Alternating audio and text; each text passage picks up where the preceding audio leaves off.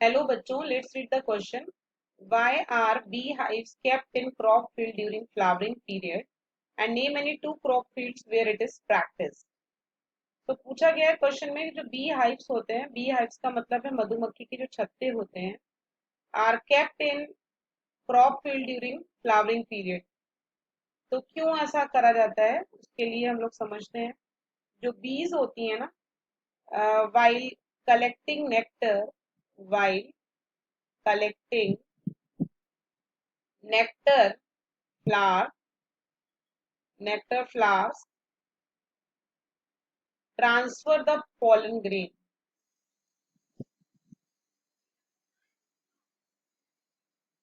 transfer the pollen grain, okay, transfer the pollen grain।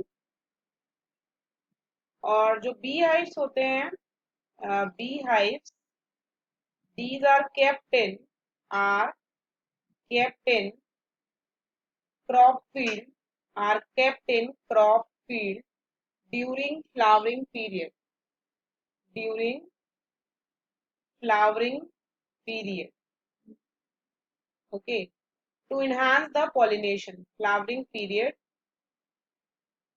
to enhance pollination, to enhance pollination of crop, which increases the crop yield, pollination of crop which increases the crop yield, increases the crop yield।